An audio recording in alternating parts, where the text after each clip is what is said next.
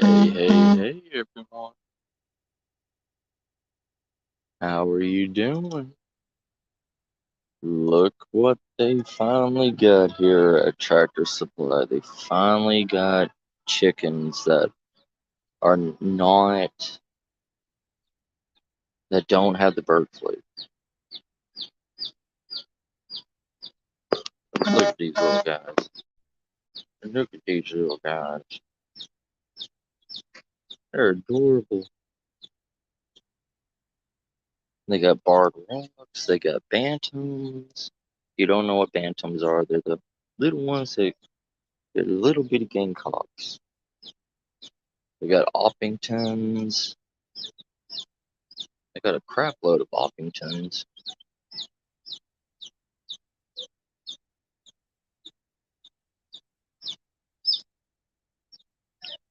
And then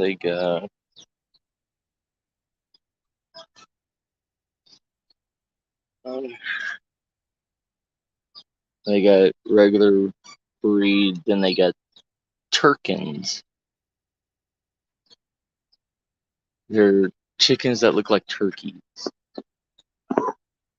Look at them. Look at them in their little vulture necks. Female Turkins.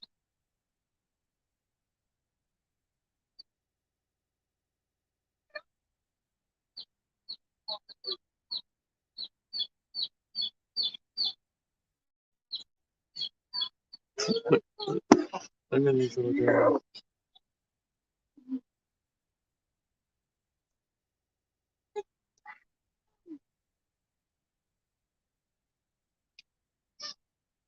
They got Turkins now. Huh? They got Turkins. Yeah, I know that. Oh no.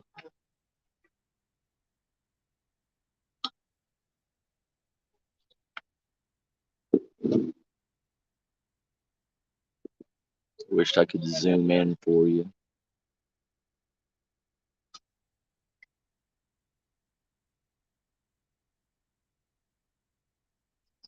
Female Turkins. Wish I could see that picture of them. At least it's showing that they got some chickens are surviving. You know,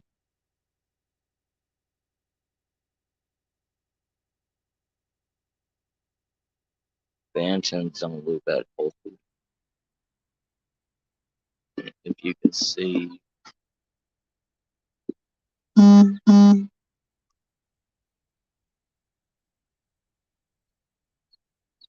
there's like 3 that's laying down. That's not it. It's not a healthy sign. But today we're going to be on a prepping. We're going to be on a prepping. Oh, look. Now they got a minimum. Minimum of 4 birds. Live ducks are 2. Wow.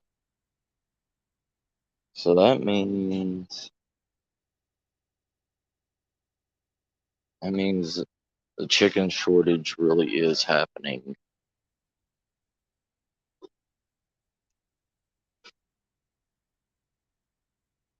There's another thing for people that want to have a hobby pen. You know, it's like a 4 chicken coop. You know, $500 for it. I would rather make my own, but for somebody starting out that don't have the time or anything, this is a good way to start something to get some kind of production going. Especially something like these easy fill drinkers. And it's also, I mean, it's also a good way of storing water also. It's 18.9 liter. It's a good way to store water also. Poultry feeders holds up to 25 pounds of feed. I mean, these things are around $7 to $8 a piece. Whole entire thing of mealworms.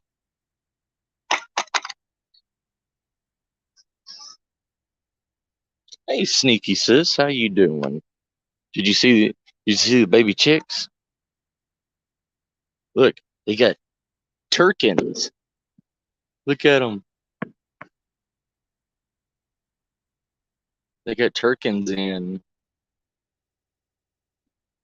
Then they got the speckled Sussex. The thing is they're only females only that they're having. They don't have any males. Got the regular Opington pullets, the barred rocks, and very, very few bantams. Hey, Paul, how you doing? Yeah, the bar the there's not that many, and they're not looking that good. I mean, I've never seen chicks lay with their face in the woodsheds, wood chips. I think those are the three weaker ones out of the bunch. But I heard them from like all the way in the front of the store, and I was like, "Ooh, baby chicks are back! Baby chicks are back!"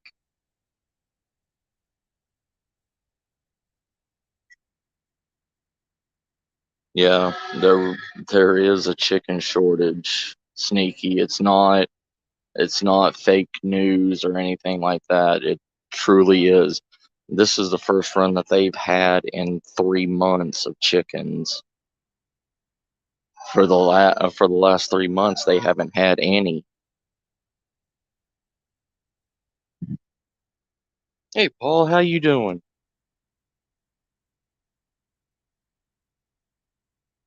All right, so we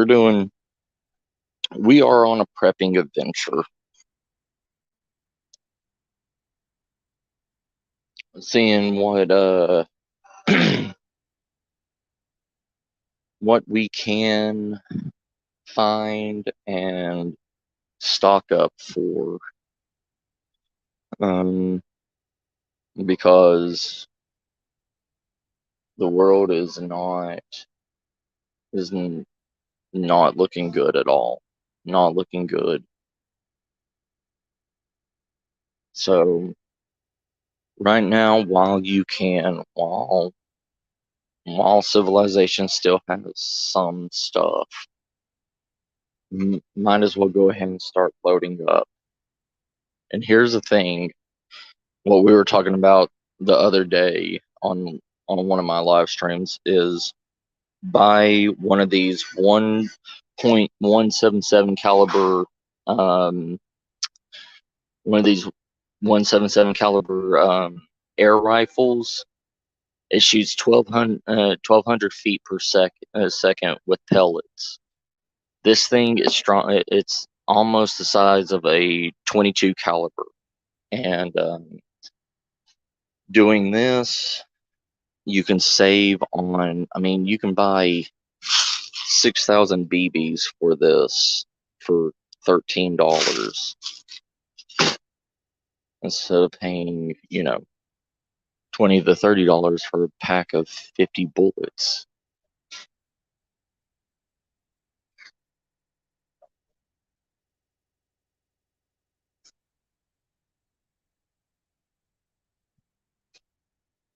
Let's see here. What else are we going to go? What are we looking for? Always stock up on bolts, screws, nuts, nails, anything that is building material. Yeah, y'all do it. I mean, 5 pound thing of common finishing nails, 3.5 inches. 5 pounds of them is $13. You get 12-inch, 5-pound thing of 12-inch common spike nails for $10.99. Nails are going to be everything in a SHTF situation. Nails, screws, bolts, all this stuff. Hey, Oz, brother.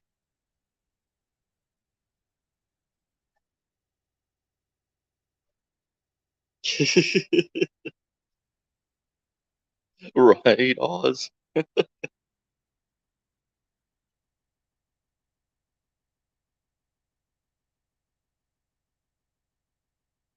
Right, right, Oz. Yeah.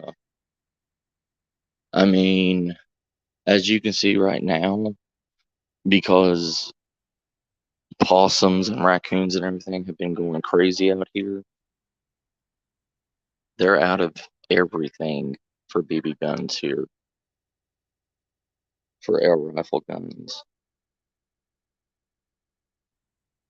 But they've got plenty of flashlights, I'll tell you that. They got Stanleys, they got Job Smart. That's pretty much their only brands they carry out here. They don't even carry any security cameras anymore.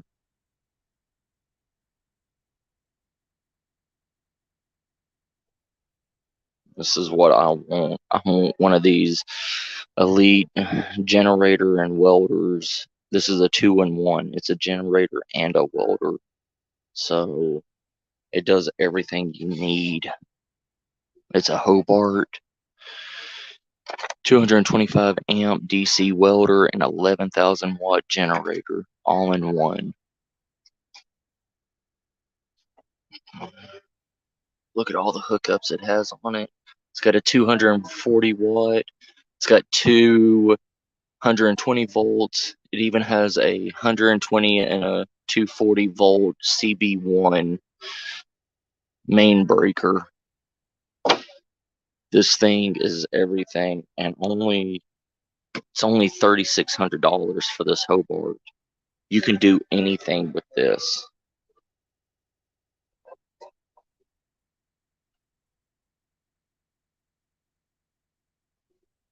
Really, Oz. Really. Oh yeah, yeah. Self-tapping screws too. Yes. I mean,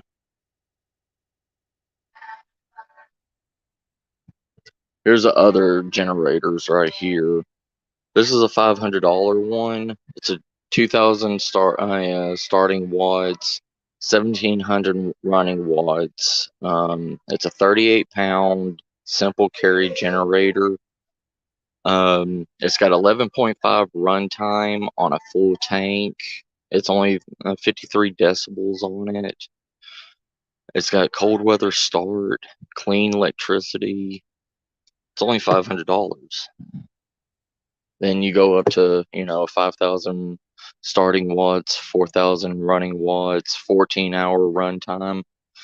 This is only for, $500 more. It's only 3 hours more runtime with a higher decibel. This has 14-hour runtime, 68 decibels. You can get 2 of these instead of 1 of these.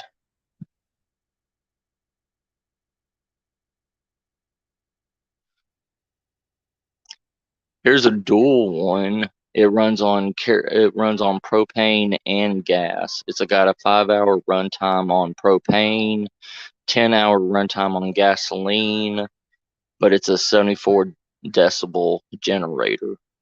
It's a dual fuel. That's not bad in a SHTF situation.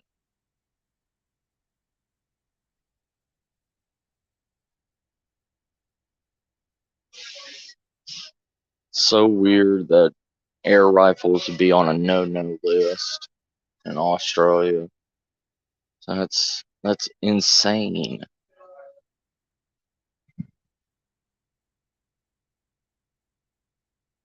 You know, if you're going to, in SHTF, you know, tool belts are always going to be needed, especially something like a carpenter's tool belt, you know, something to keep on your side that you can just throw on, tie onto your waist, and do what you need to do.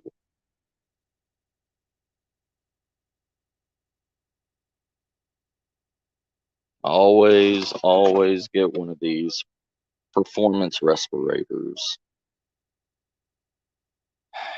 And see, the bad thing about this, look, there's no filters. There's no filters whatsoever for this. It doesn't even come, it comes with 2 filters on it. But replacement filters, there is none because everybody's bought it out.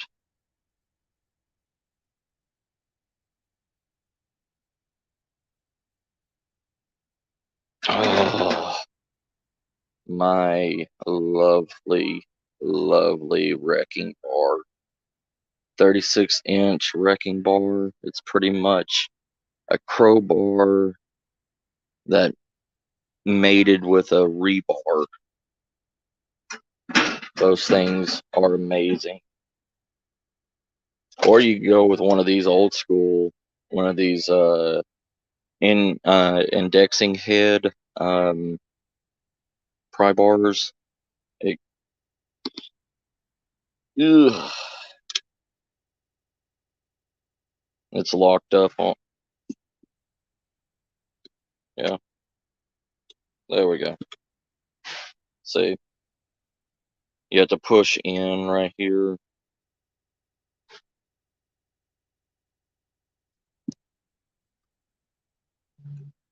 You push in, and then you move it into different angles.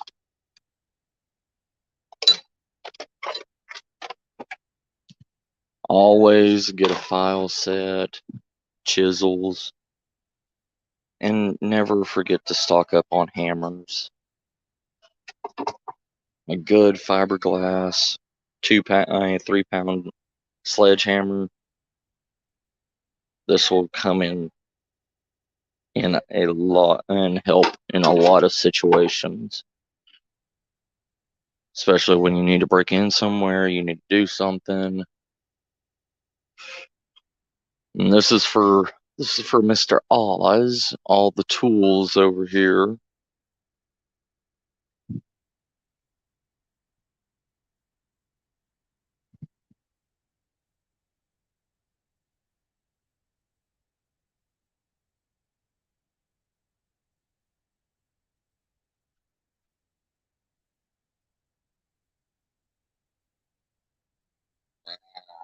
Wow, Oz. Yes, Darth Vader time. But see, we don't sell individual self-tapping screws, and over here in the States they sell them in boxes, you know, so it could be ranged from like $5 to $20.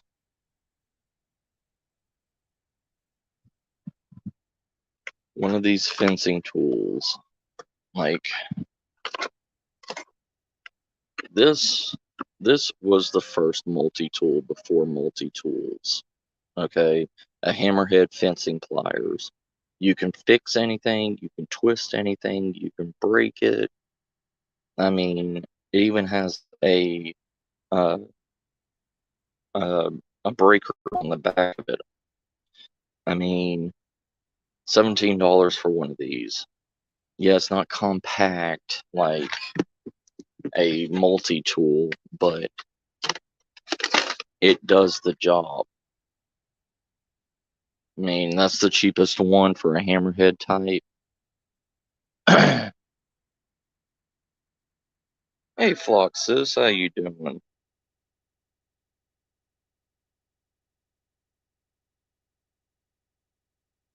Oh, okay. Oz, got you.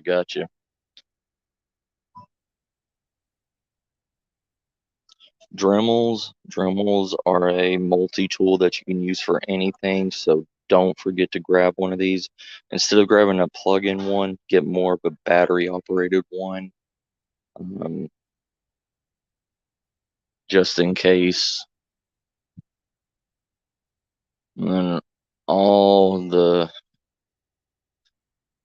everything's gone to power tools anymore. It's hard to get basic tools anymore. It's hard. Everything runs on power anymore, you know?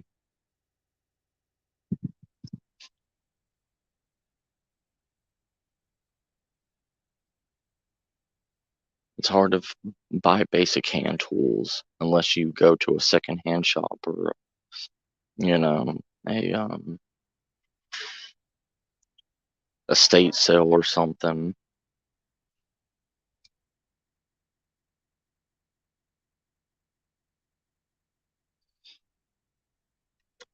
My back scratcher was.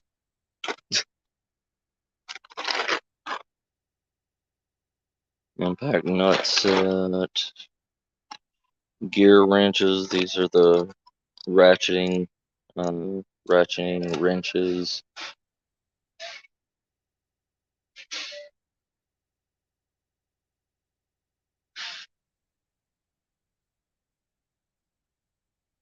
Yeah. I know what you're talking about, Oz, bro. Oh, look at that. You push it down, then it pops up. Like in Star Wars. It's a LED pop-up light with magnetic base and hooks. That's pretty cool. Huh. It's not a bad idea.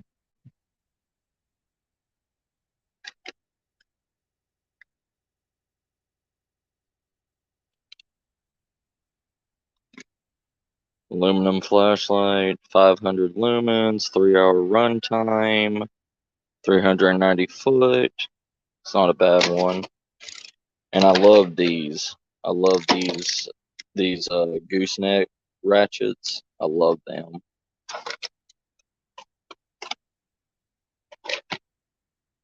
There was some Camillus knives.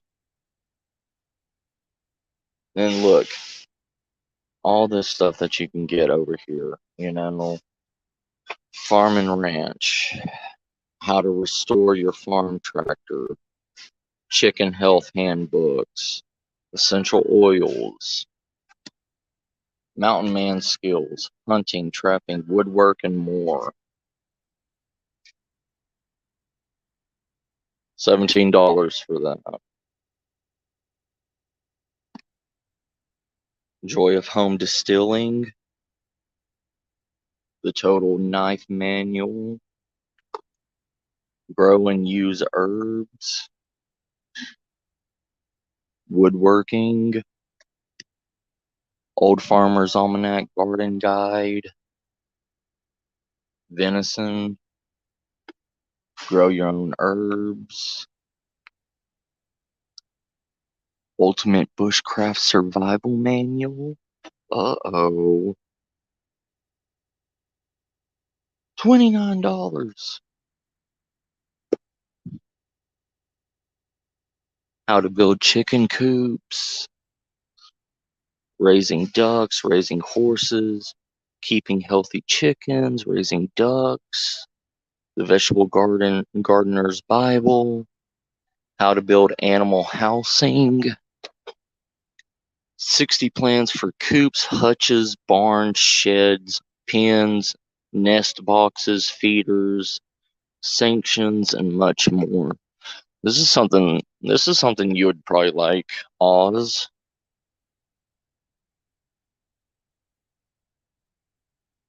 It's by Carol, Ekarius.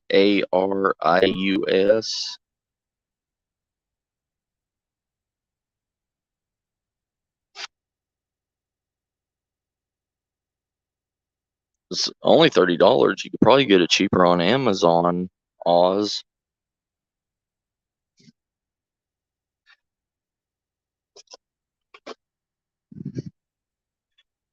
Farm and wood shop welding, gunsmithing, modern firearms, wild game cookbook,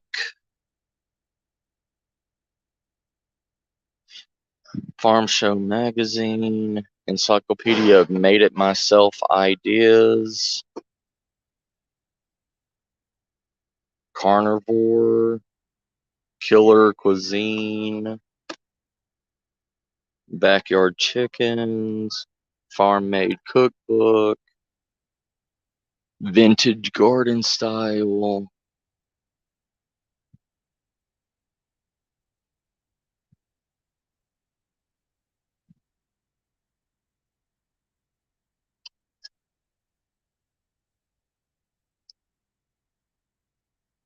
beginner's guide to raising cattle, raising beef cattle, Alice Chambers shop manual for the tractors, cast iron cookbooks because nobody knows how to cook in cast iron anymore.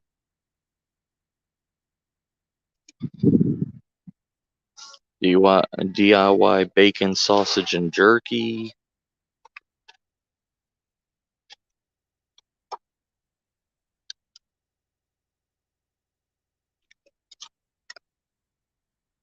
$5 to teach you how to make jerky and bacon. Ultimate medicinal mushroom essential guide.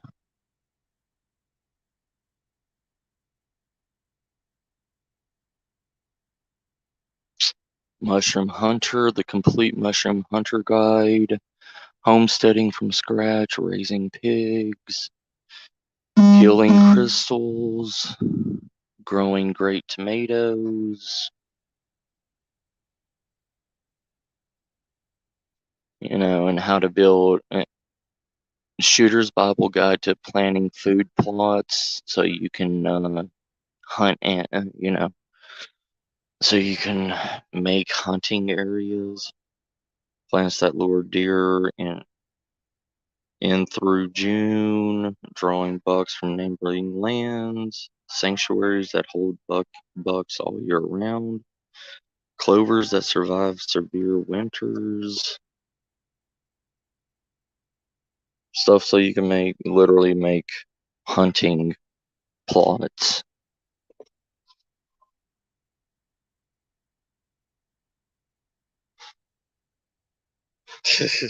Right, Oz, yeah.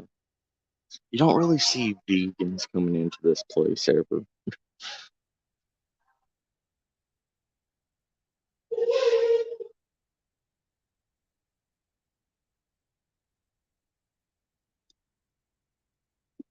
No, I haven't, Floxus.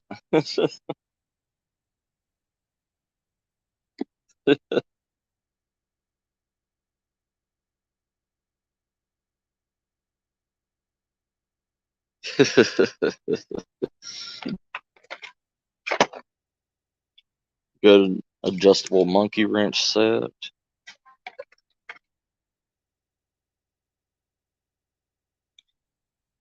Vice grips. Then you can go with, a good old titanium, stainless steel, Camillus knife for $9. Or get a titanium bonded with a fire. It's kind of like a Camillus Mora. It's got a fire starter. They call it a fire starter, but it's a magnesium rod with a plastic sheath for $9. Why is everybody trying to rip off Mora? What did Mora ever do to anybody? Hey, Oz, I found you orange, the perfect orange camo garden set, brother. Look at that. Mossy oak design and everything.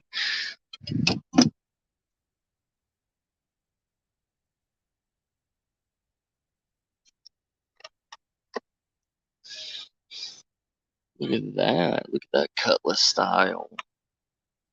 Machete.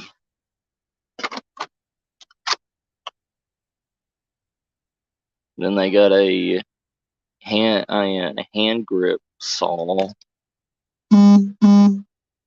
It can cut through bones, prune tree branches, twigs, shrubs, hedges. It's not bad. Not a bad little. Oh, then you got a 17-inch saw.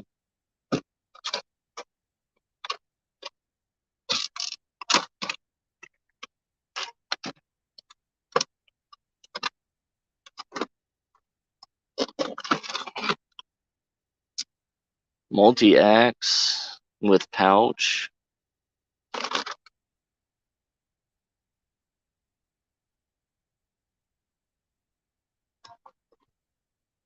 You want a wheel spinner? And a big shot sprayer. Get some pruners. Get some old school sideways pruners, angle pruners, and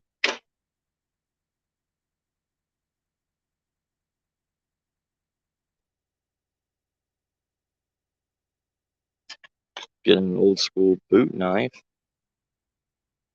high carbon steel blade.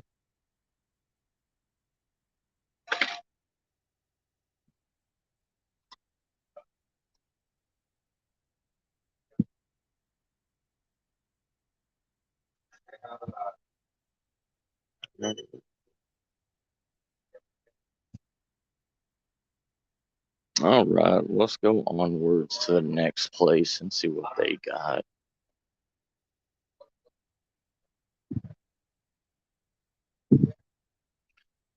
Here's another one. This is $5.99 for this 8 chicken pen. See.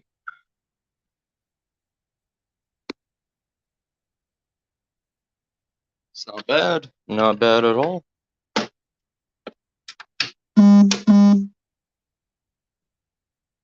And it's got a back latch on the back of it where you open up and get the eggs out.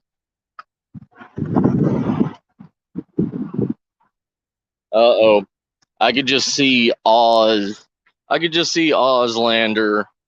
riding around all over the place in one of these. Can't you see yourself in this, Oz? It's got a dump truck back to it. It even has a radio in it. And it's got 4-wheel drive and 2-wheel drive.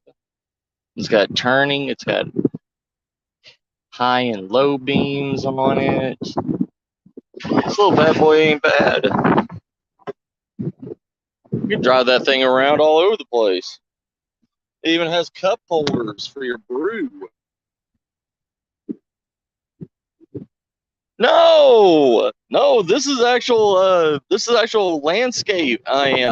Actual hunting recreational vehicle. Oz. It's got 4-wheel drive and everything. You throw the carcass or whatever in here. It's got a winch on it. It's got a 3.5 horsepower winch. Look at it.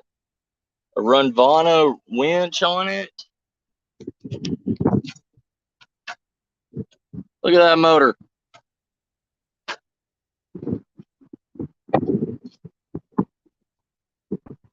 Hey, Oakham, how you doing? Hell no, this puts the golf carts to shame, Oz. I was gonna blow the horn. It even comes with seat belts. You can literally drive this on the road. What's the speed limit on this thing is? buy one of those and just take it joyriding.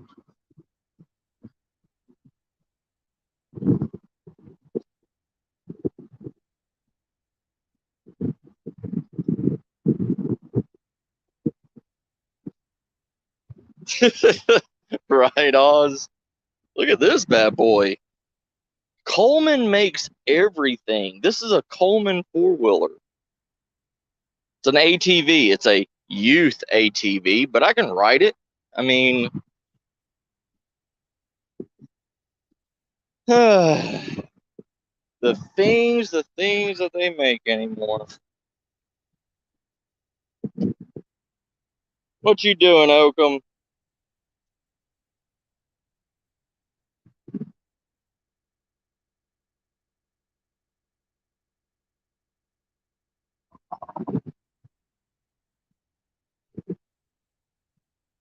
All right.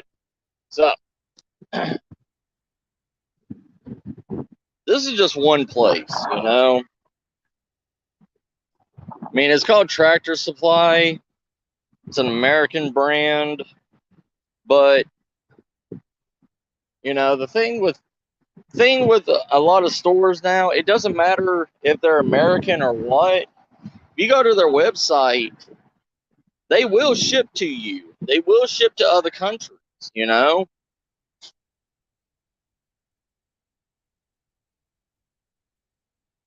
Are you serious? A roll cage? Wow.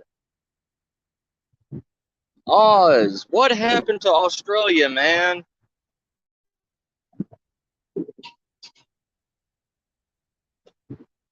You got 5 live streams going on, Flock?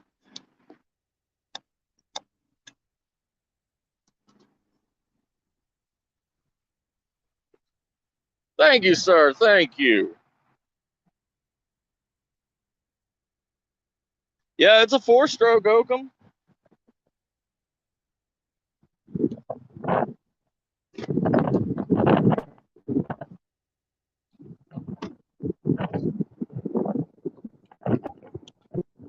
Yeah. I mean, $1,500 for it. That ain't bad.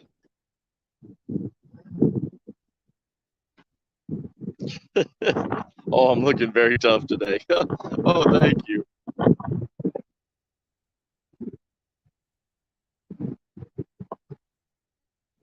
Oh, I understand, Oakham. I understand. I'd be pissed too, brother.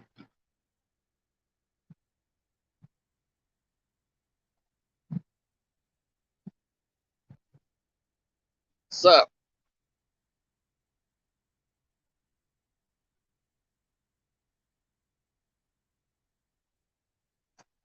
I think maybe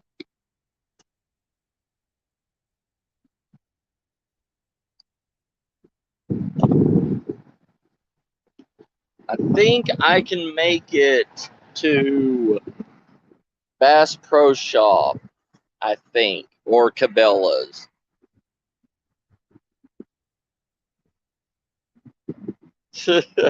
Right, Flock, I know. But I think I can make it to Bass Pro Shop or Cabela's and show y'all some other things. I know I was going to say I was going to do a live stream out here and everything, but it's been off and on raining all day, and I had to do things at the house and stuff, so I didn't, I really didn't do anything, you know, today. Um, it's been a hectic day.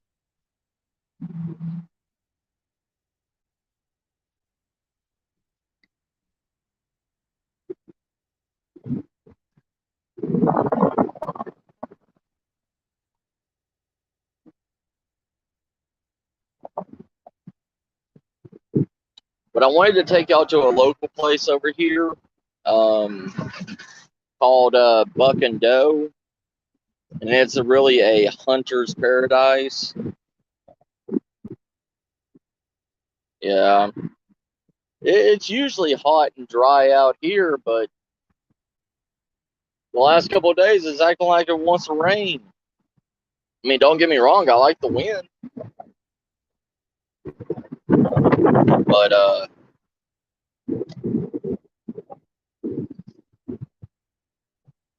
yeah.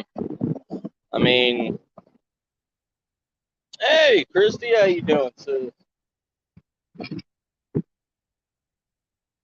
But yeah, the chickens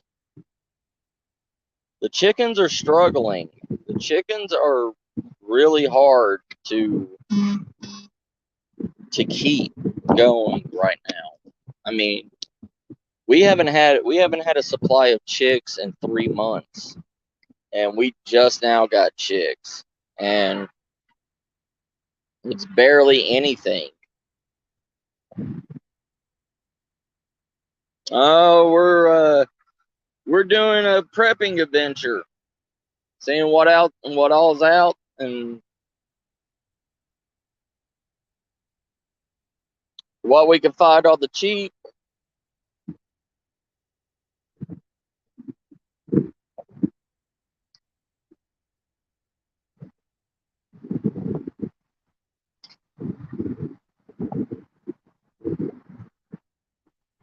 But yeah,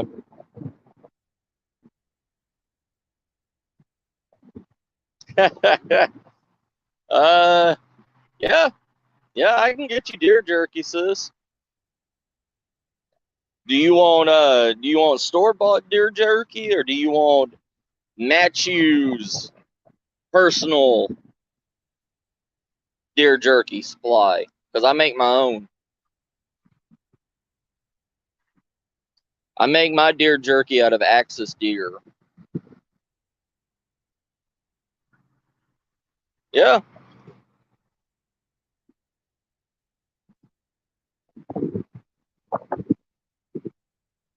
That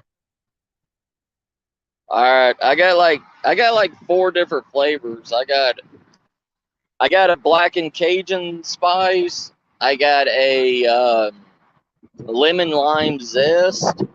I got a blueberry and oatmeal Axis deer jerky. Okay, fuck. All right, sis. Send me your DM me your address, and I'll send you a few. Okay, I'll send you a few. I'll send you probably about a pound of it. Okay, pound of each one. I've got like 15 pounds of each flavor.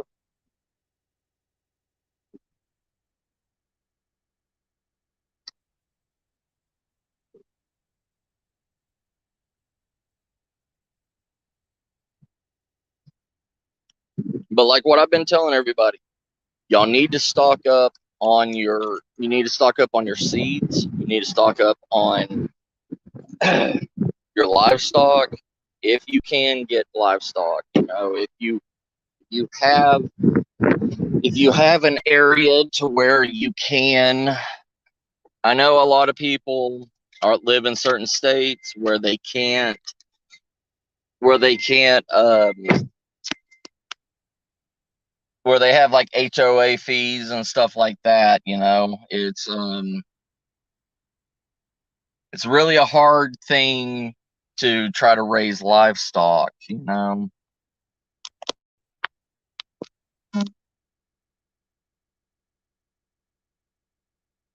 Oh yeah, Oz. Yeah, brother.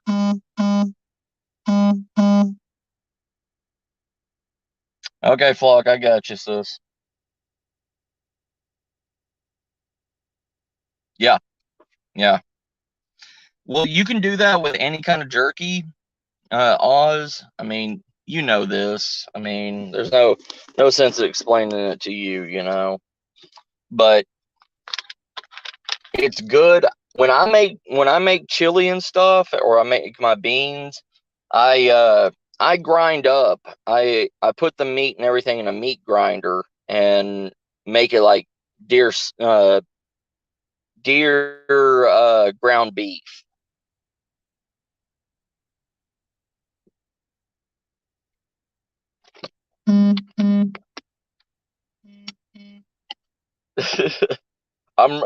I'm replying to your DMs as you send them to me, sis.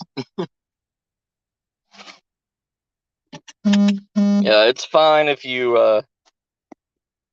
email me it. I don't care. But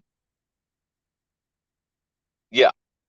So we're going to be on our way to Doe and Buck and see what they have on. Well, you know what? Actually, let's go to Walmart first because I need to do some shopping. Oh yeah, Carl. I learned about guinea pigs and everything when I lived in Tijuana.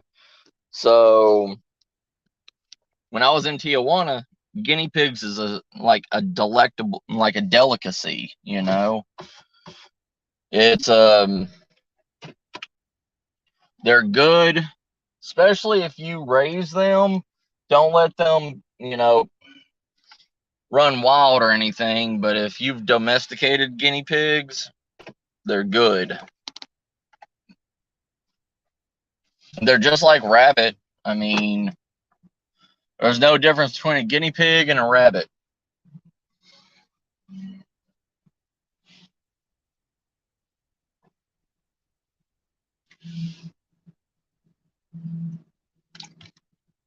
But yeah. Well, you know what? Walmart's going to be open forever, so let's go to Doe and Buck. See if we can get over there because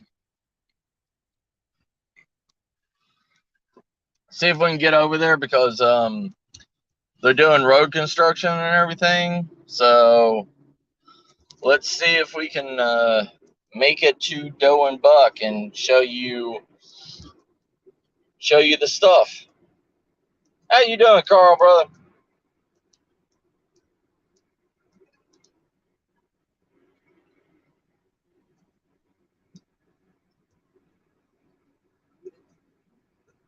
All right.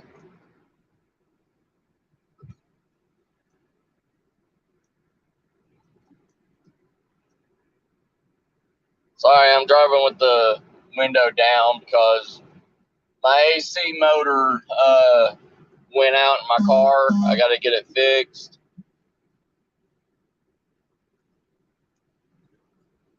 All right, sis. I got you.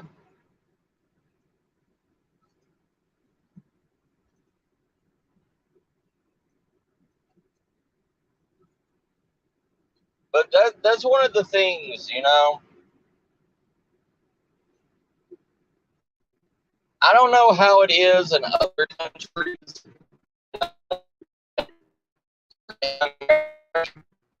In states, there's so many. There's so many hunting places, and sometimes you can buy everything from like all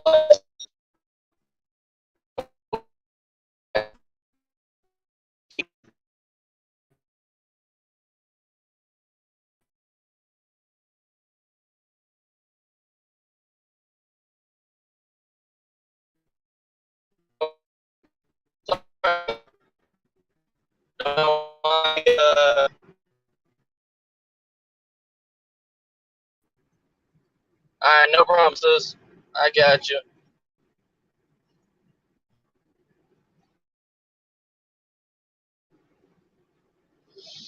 So let's see if I can make it to this hunting place.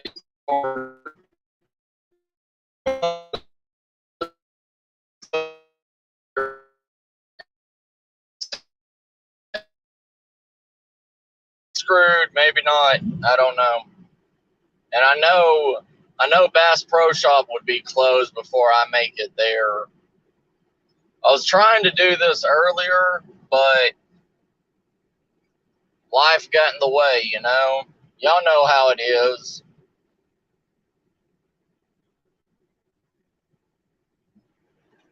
Oh, we got the boys in blue pulling somebody over.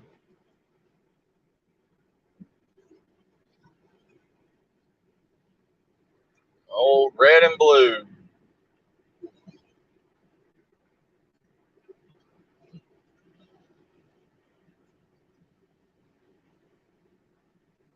All right, thanks, Carl. Sorry about that.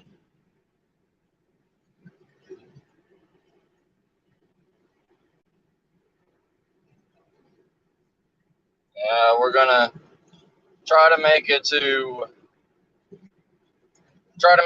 Doe and Buck and see what they have. See if they have anything on clearance. See if, because here's the thing, okay? In SHTF, all right, you are going to have to learn how to trap, okay? And I'm not talking about basic snare traps or pitfall traps, stuff like that, deadfall traps. I'm talking about actual real usable traps, okay? I mean, we have what's called paw traps that you bury it into the ground and everything, and you fill it with some kind of meat, any kind of meat or whatever, and the animal will put its paw into that trap, and it will latch onto the paw, and it doesn't hurt them. It doesn't like break a bone or anything. It just latches on, and they can't get their paw out of it. It's good for like varmint, dispatching, like raccoons, possums. It can even be used for coyotes, or like out in Australia, dispatching a dingo or something like that.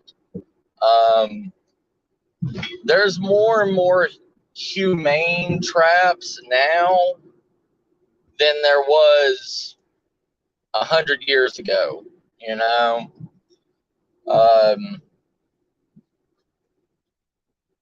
but the thing is they are still expensive. I mean, they are still, and they are mechanical. They are mechanical objects, so they can break, and they will break. Um, it's a,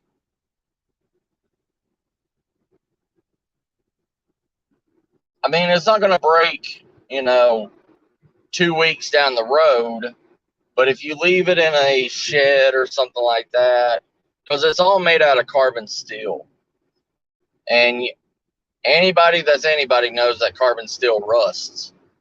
So if you don't have a place to truly take care of these traps, they will rust and they will break on you. Yeah, everything breaks. Yeah, Oz, yeah. So these little paw traps, they would be entrapment traps, yes. So, I mean, if you could get your hands on a couple of these, I don't know how it is over in Australia or the UK or anything about getting humane traps for animals, or, whatever, because, but y'all don't really have to worry about dingoes, or you have to worry more about foxes and feral cats than you do anything else, right, Oz? Oh yeah, Flock. Yeah, YouTube's always been broken.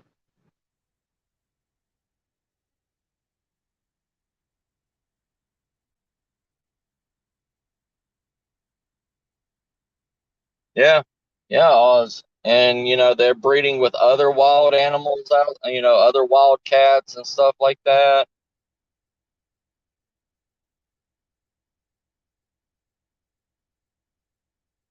Cool. All right, Oz, brother. Yeah. I'll I'll give you some ideas and everything on the stuff that you can get over here and have it shipped to you.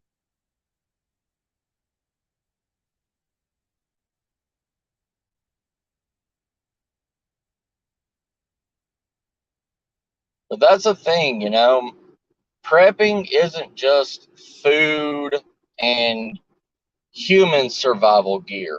Prepping is literally preparing for everything.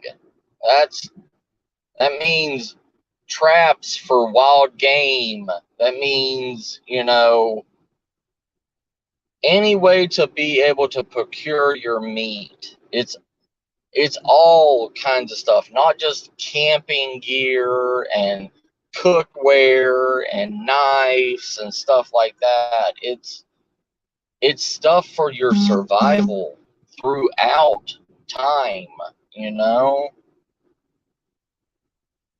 And if you don't have this stuff, you're screwed in the long term.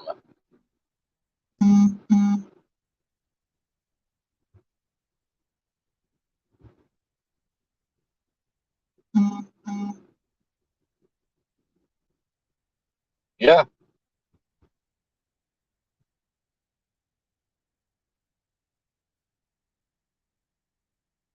Yeah, but then but the people that get triggered about it is, you know, like the American idiots and people from other countries that made it a running joke for so long.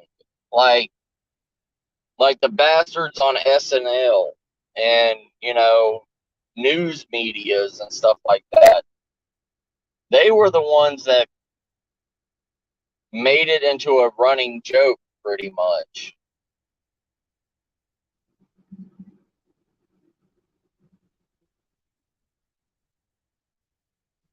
Yeah.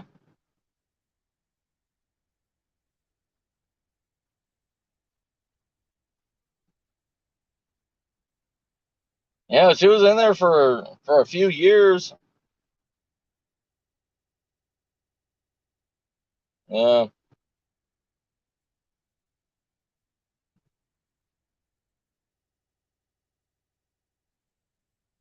I don't know. There's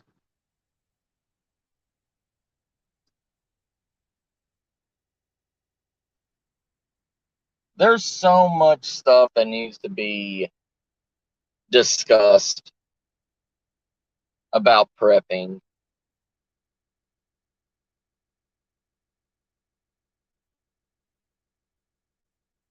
Oh no, no, Oz. It's been a running joke for years. The only people that don't understand it are the last 2 to 3 generations. You know, the ones that weren't around at that time period.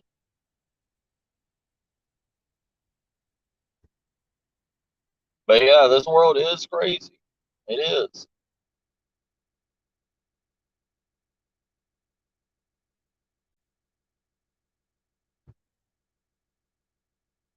Oh yeah, yeah, I remember that too. I remember that too, Floxus. All right, so we're almost at Buck and Doe's. We're almost there. Next exit will be there.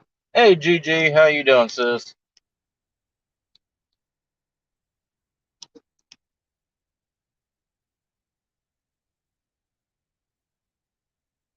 But we need to get the word out. You know what I mean, Oz? We need to, as a community, get the word out that prepping and survival and all this stuff isn't just food and camping stuff. It's we also need to start stocking up on the long-term survivability items, you know, alternative means. Hey, hey, Sneaky. You back, Sneaky?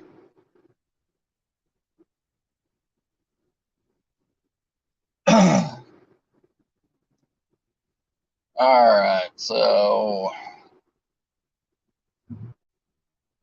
where do I make the U-turn to turn around since they're doing all... See, like I said, they're doing all this road construction and everything. Ah, here we go. I'll use this turnaround.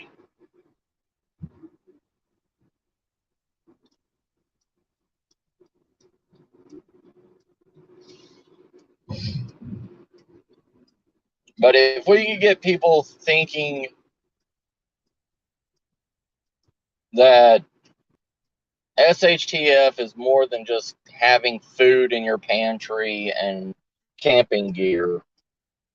Hey, Cassie sis, how you doing? What's up, Cass?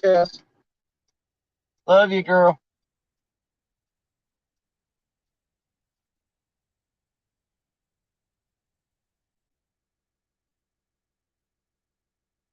Well, I didn't know if you went somewhere sneaky. I just know you went quiet for a minute. I'm glad to hear that, Cassie, girl.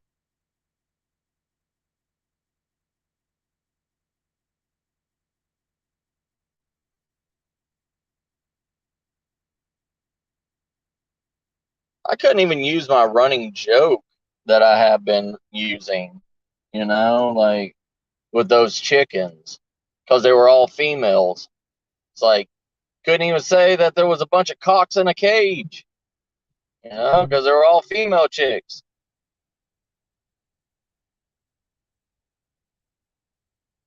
Ah, gotcha, sneaky sis. Don't worry.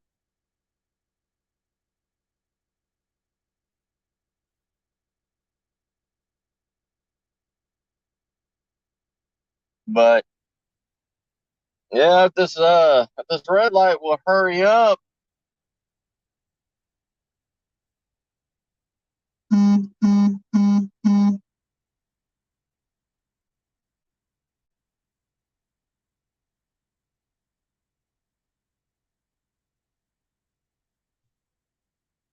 All right, Flog. No worries, sis. You gotta do what you do. I'm always here. You take care, Flock.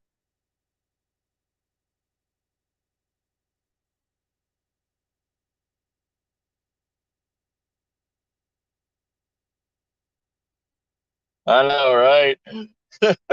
Right, Oz. Yeah, I'll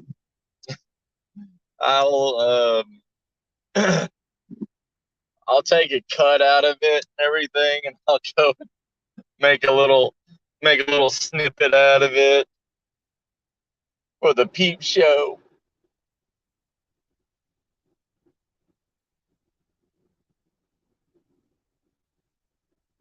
All right, buck and does, buck and does. Here we go, buck and does. Somebody heard that wrong and everything, they would be like, "What? Buck and does, not the other, not the other. Bucking, buck and does."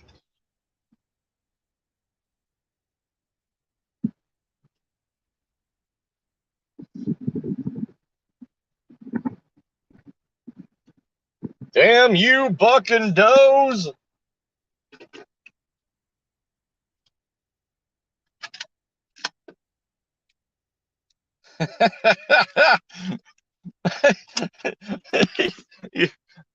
Oh, the queen. Long live the queen.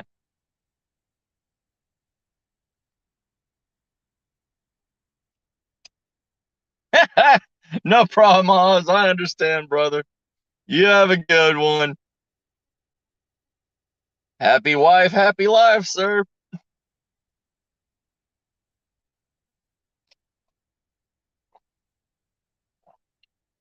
Take care, brother. Take care.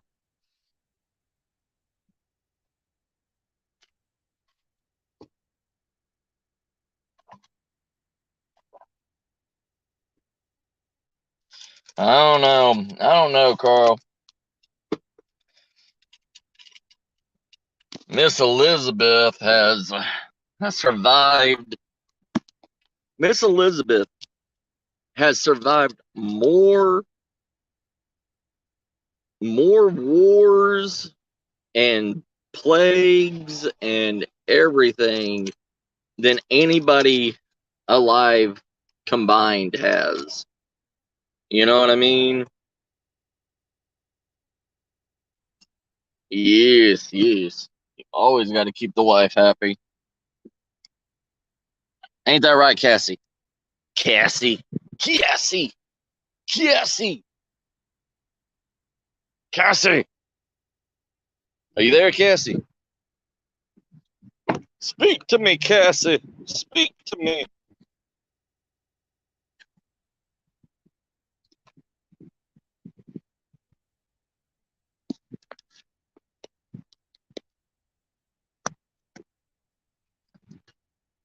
All right, so we're here at Buck and Doe's. Buck and Doe's.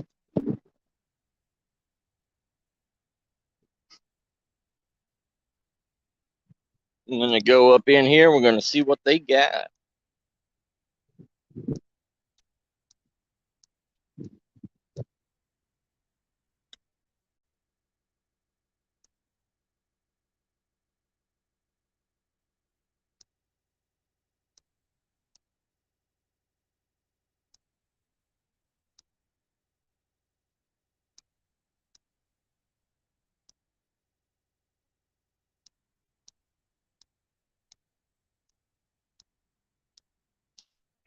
Well, they have this nice little hunting blind. Look. It's a nice hunting blind. It's like a basic. It's got some thick material on it. It's good for like one or two people. Can set it up as a you can set it up as a scout tower, you know.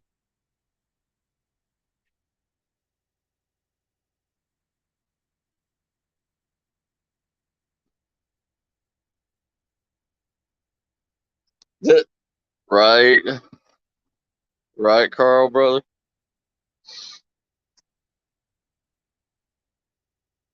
So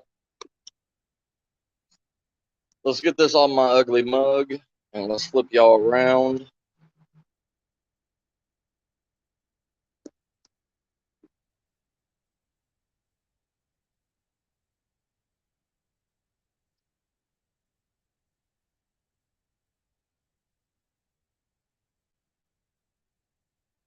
All right.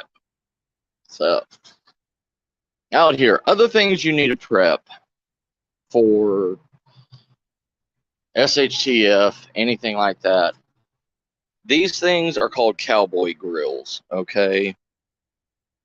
It's an open face grill set with an area to put charcoal in, heat it up, and it can also be used as a forge also. If you haven't noticed, there's a hole in the bottom of it. That hole allows wind to come in underneath it, which you can also hook up a wind turbine, a wind blower into it, and you could heat up the coals with it, and you can turn it into one of these. Used to be my first forge. Like one of these is like, oh, they went up in price now, but I bought mine when it was like $200, and I made my first forge out of it. Then it was also a barbecue grill also, but then you can go with other styles or whatever, you know. You're gonna get a lot of "we support Texas" kind of stuff, you know. But you can get very small to huge ones underneath. And they look like little UFOs.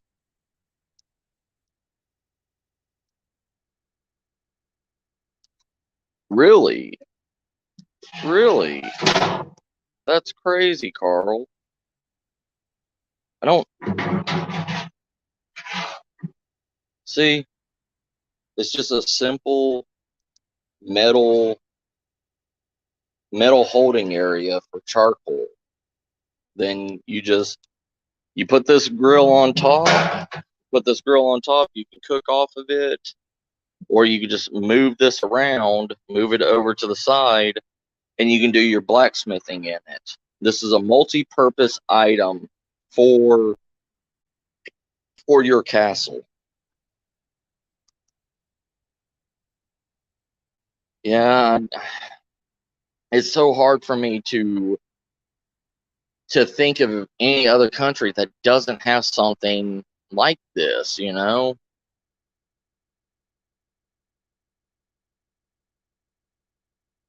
It's so weird to me.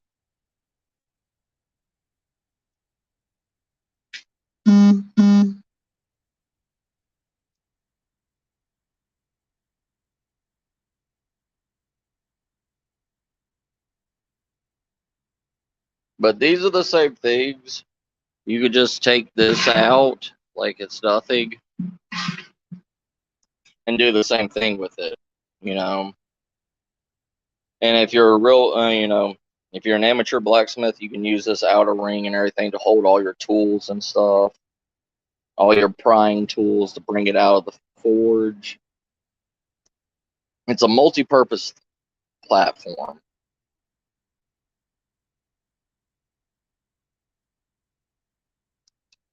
Wow. Are you serious, Carl? That's crazy. Okay, we're going to enter now.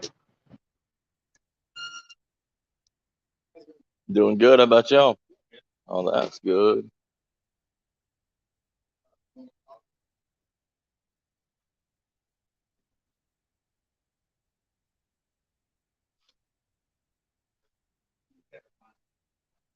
Mm.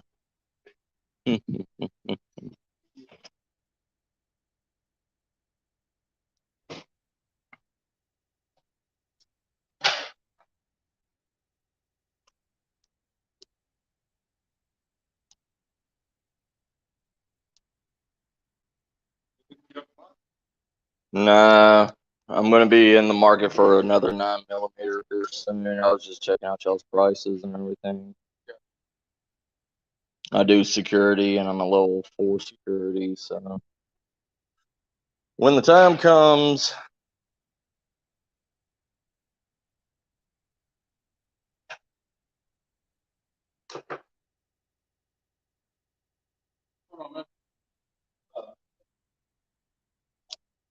But like these places that have more be like guns, big pow pows, stuff like that. Rifles, shotguns, guns. Carl, Carl, I didn't know you were famous. I didn't know you were famous, Carl. Love you, brother. Look at this. Look at this shot, solid off. It's a used shotgun, $400 for a solid off pump action. Remington Tac 4 pistol grip. That's not a bad price for that. That's nice.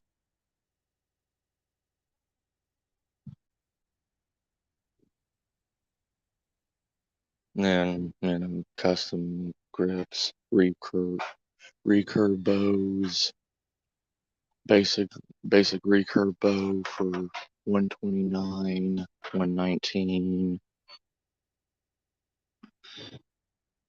Fast cast string. So you're looking at $149 for something like this. Recurve bow. Then it goes up to whatever kind of model you want. Because this is made out of a specific wood. They want $600 for that.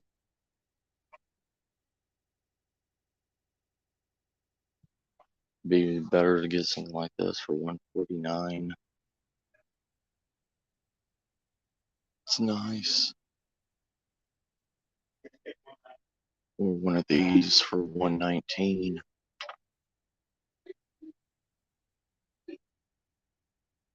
Then they got pure metallic slingshots over here, $79.89. Then 3/8 slingshot ammo, which is kind of like a 45 caliber.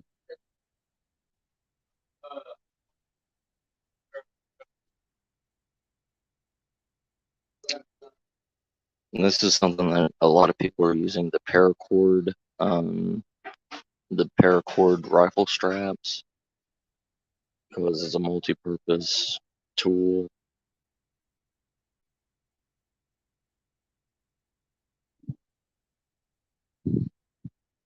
Your Easton, Easton's a big bow name. You got your basic finger gloves. You got the handmade ones.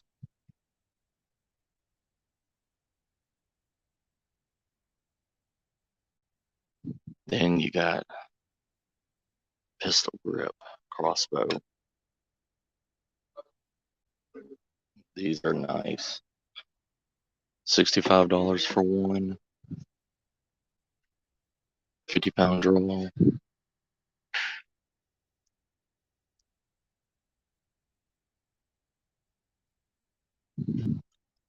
Then they got, your side quivers.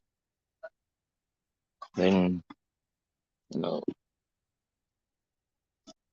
basic belt side quiver. Then you got these regular old school quivers,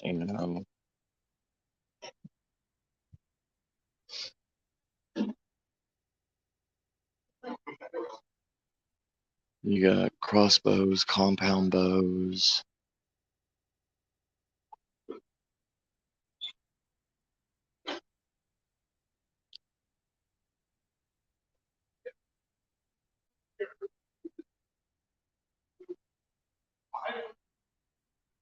This is a good one right here. $400 for a pistol grip crossbow. These are nice. Then, for all you ladies on here, these are called concealed. They're Bulldog concealed carry purses for any females. If there's still any females in chat, their purses. I got my wife one of these. I got my wife this one actually, because she likes purple.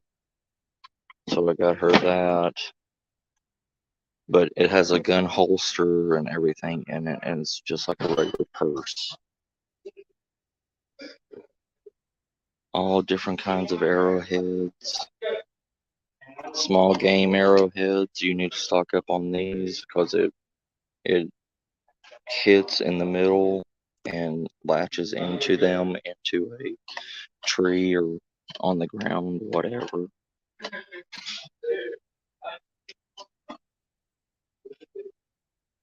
Then you get something like this. A sub 1 XR. Then you can get, your basic crossbow and your compound bows.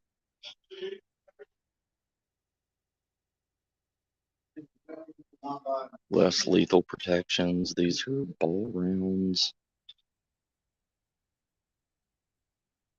Kinetic. These are what we use in security also. They're kinetic balls.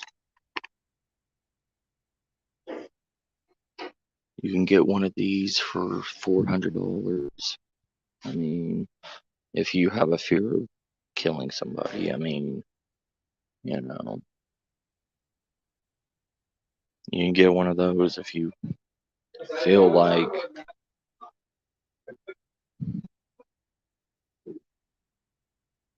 Here's what I was talking about. These are fishing bows.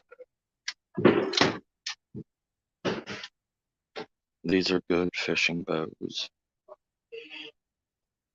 the Sucker Punch fishing kit. See how long the arrows are? They go straight into the water.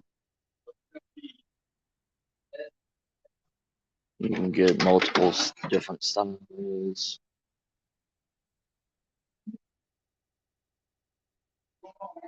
I never showed y'all my compound bow, have I? You can get old school traditional arrows, like wooden, balsa wood arrows. But the fletching's already messed up on a lot of them.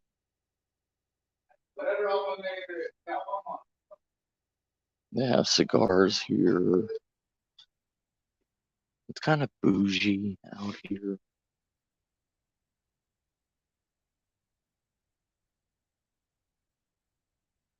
Mm. You don't know how they got that picture, Carl.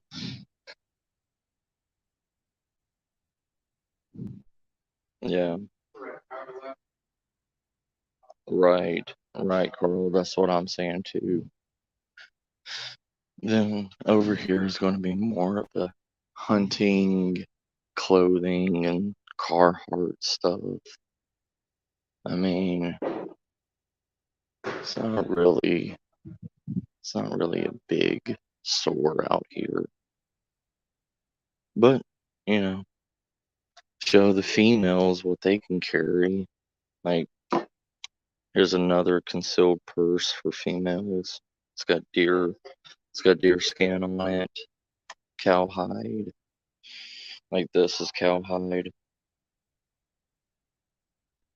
My wife has one of these purses and one of those backpacks.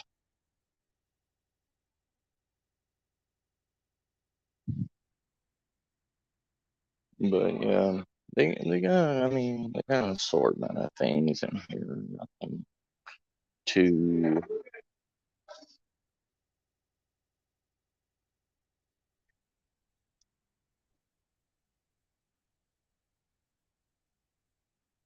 I like these Justin boots. These are nice. These are snake boots. These are what I was talking about. These are snake boots. If you remember my other stream talking about those good snake boots, protect against these bad boys.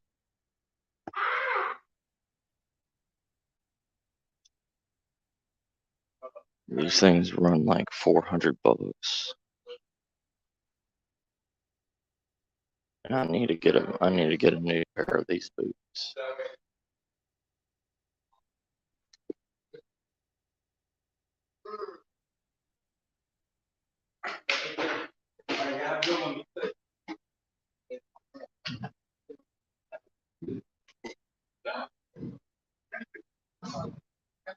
Yeah, no, thank you.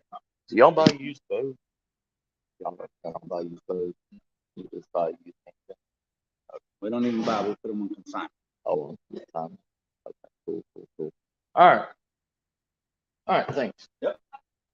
Y'all too.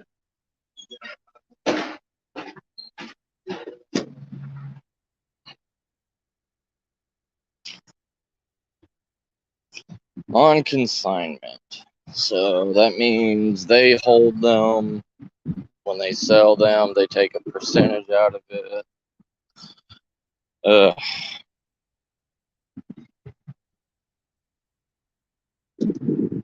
Yeah, it's a decent store, brother. I mean, there is some good people in these small towns that have small businesses. You know what I mean? Like, it's not a very big business, as you can see. As you can see from their parking lot, they don't get a lot of business. They have more employees than they do actual customers in there.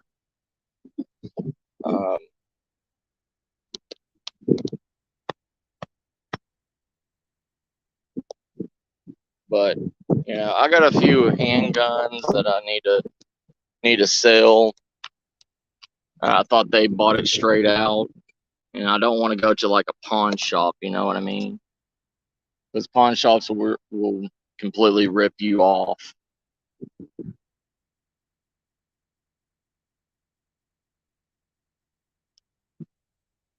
It's a decent place. It's a yeah.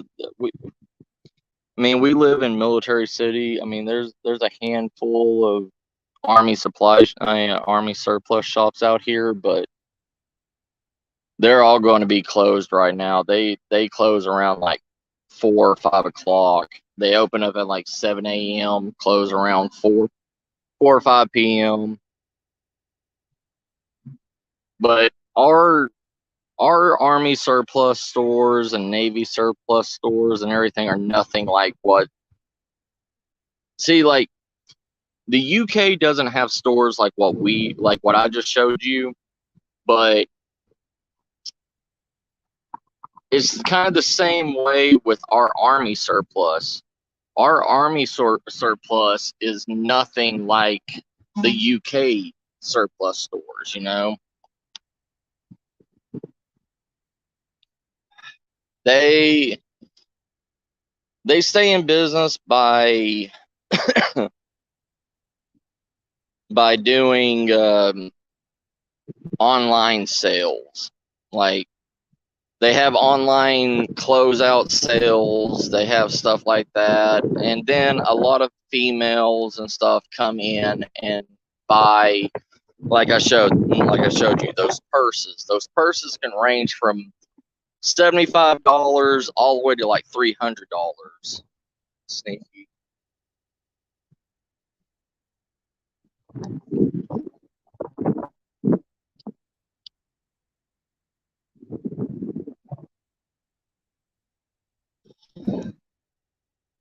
It's all about where the money is.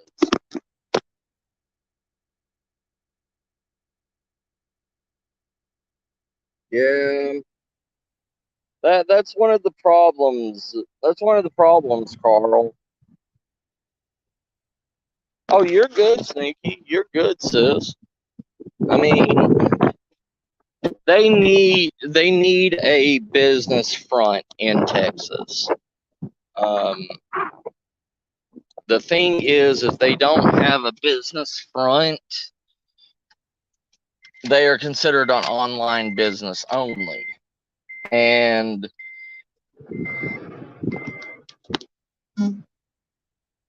with that, it's like a double-bladed dagger in Texas. You know, they don't want to. They don't want to. They have more than one store, but the problem is a lot of their stores are in small towns, and a lot of small towns will actually pay them to open up a business like this, especially during the pandemic, so that they can actually give work to citizens of that small town to raise up the small town financially. Um, like this place. This place was another business that closed down, and it was the same concept kind of place, but the owner died. The owner had a heart attack and died, and the children sold the place off. And with all this construction work and everything that's been going on, um, with the construction work and everything that's been going on, they pretty much gave it to this buck and doe to bring back business to Comal County, which Comal County hasn't had a lot of business in the last like 10 years.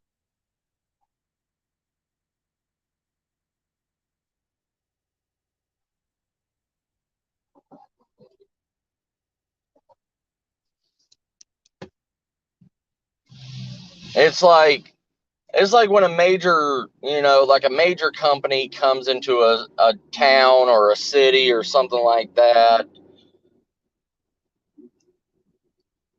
When a major city comes into a town or whatever, like when Volkswagen came into Chattanooga, Chattanooga gave them almost 200 acres to open up their, car building facility and all this stuff. And they also didn't allow Volkswagen to have to pay taxes on their building for 15 years. And also because they hired like 2,000 employees to work at Volkswagen, which helped the economy. And it's kind of like how Toyota is in West Texas right now, and they have almost like, I think it's like 400 acres out in West Texas, out at Applewhite Road, and it's just dirt and just barren land out there. And Toyota got all that land for pennies on the dollar. Like literally, I think Toyota spent like maybe $1 million on just the land. And then after that, 400 acres for $1 million. Then on top of that, they brought in all the construction workers and stuff from Texas to work on that place. And they have over like 2,000, I think it's like 4,000 employees that work at the Toyota manufacturing plant out here in San Antonio. So it's kind of a give or take situation,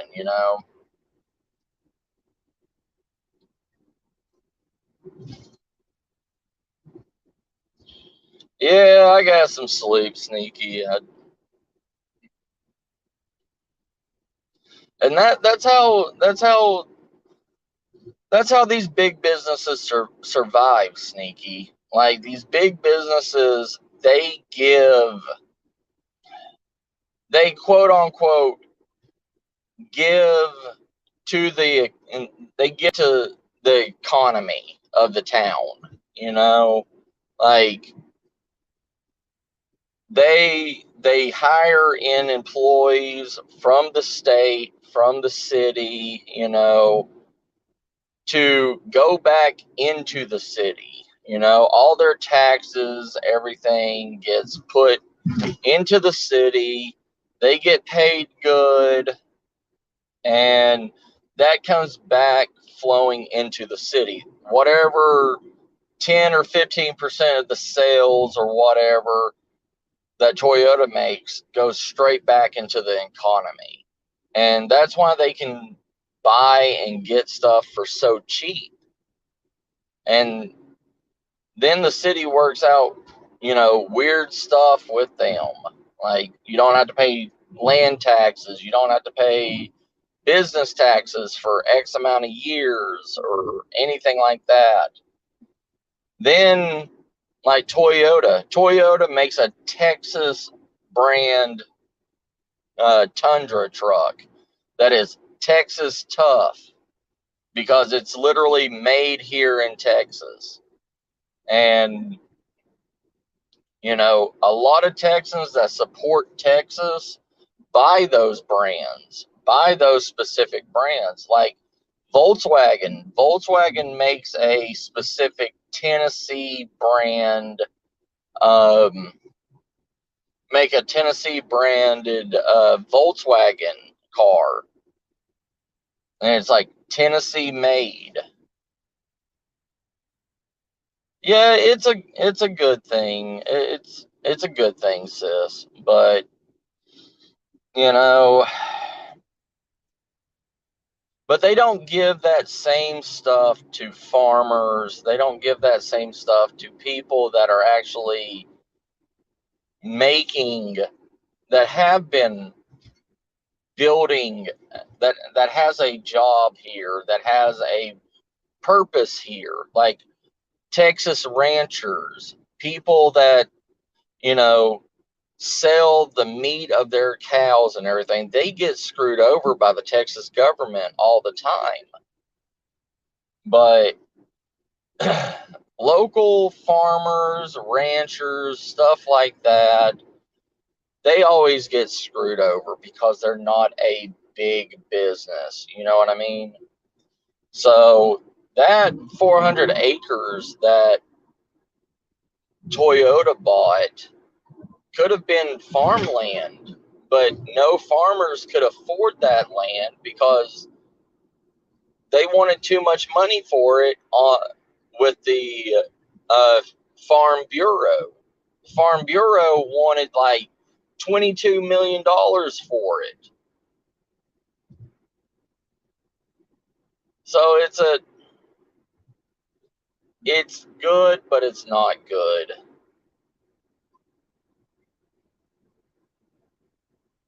Hey Tammy, how you doing, sis? Yeah, yeah, yeah, Carl. Oh yeah, Sneaky. Farmers get screwed every every chance that the government can. You know, one of my farmer buddies and everything, he sold 300 head of longhorn cattle to the Texas government, right? To be sold into big big dairy, like big grocery store chains and all this stuff. He sold 300 head of cattle. They paid him like almost $8 million for his cattle, and it was at the stockyard. And but the people of the government, of the Texas government and everything, said that they had no way of getting it right now. If he would reload them and take them back to his farm, somebody would be there to collect the cattle and take it. Well, those cattle were still on his land for 3 months. And then the Texas representatives, the government representatives, came to his land and said that do they do not have any stock holds for these cows, and he would have to euthanize all 300 head of cattle and dispose of them himself. And because they did not want him to sell it or anything, he literally had to euthanize them and destroy the bodies. And it's like, what the hell, you know? But whatever, it's the way the government is, you know. The government buys this stuff and wastes money because they have to. They have to keep up with a certain amount of income every month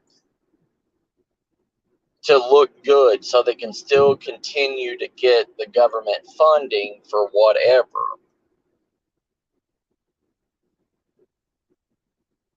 Yeah, he got the money. He got the money, but you know, and he also got free meat out of it. You know, he euthanized one. I mean, he euthanized all 300 head of cattle and everything, and disposed of the bodies. But he kept one one cow, and filled his freezer with it. So he got $8 million and 3 months of meat.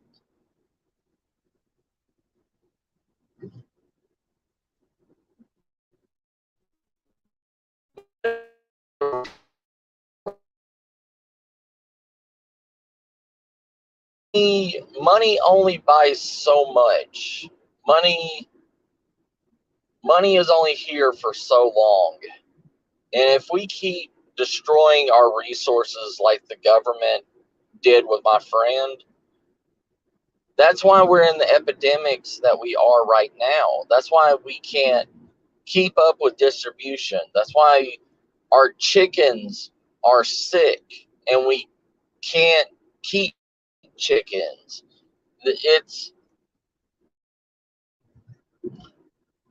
There's a lot of problems with the way society has become.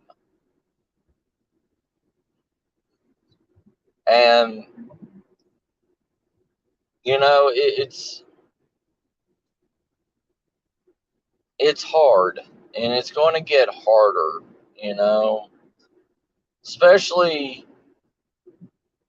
with these chicken farms and everything killing off hundreds of thousands of chickens, you know, and especially with the E. coli that has been affecting cow meat lately. And also in West Texas, there's been an outbreak of new mad cow disease that's happened.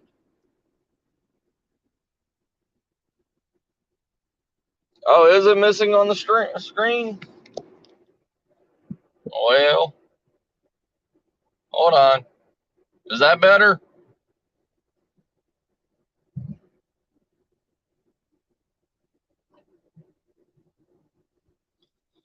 Well, it's not the H1N1 anymore, Tammy. It's a new strain of bird flu that's been that wild birds are collecting, wild waterfowl um, and raptor type, you know, falcons, eagles, owls, stuff like that. But a majority of the cases of this new bird flu is coming from waterfowl, migrating waterfowl. And it's hard to stop this new disease because the wild animals have it. And when they fly over, it's being passed by their poo, by their feces. And you know, you can't stop a sickness that's being passed by fecal matter, you know, unless you literally go and destroy thousands upon thousands and thousands of wildlife, you know.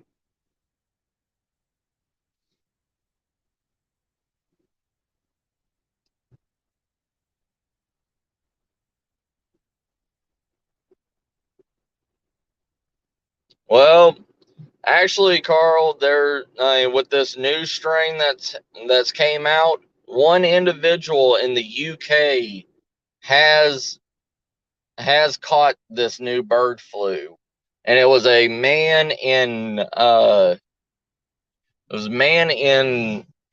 outside of London, a small town outside of London, the north side of London, and he lived with ducks, and the ducks, he lived with like 15 or 20 ducks, and he contracted this version of the bird flu. But it's not, I mean, it's not rampant like, it's not rampant in a lot of basic humans, because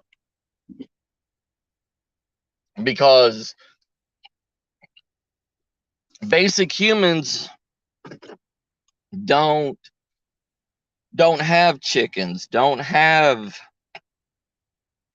ducks or anything like that. So we don't know how many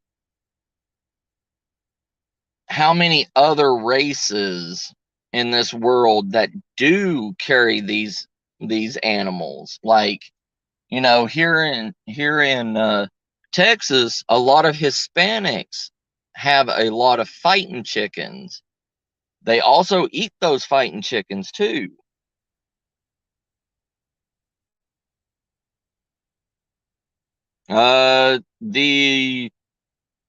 The CNN CNN World News.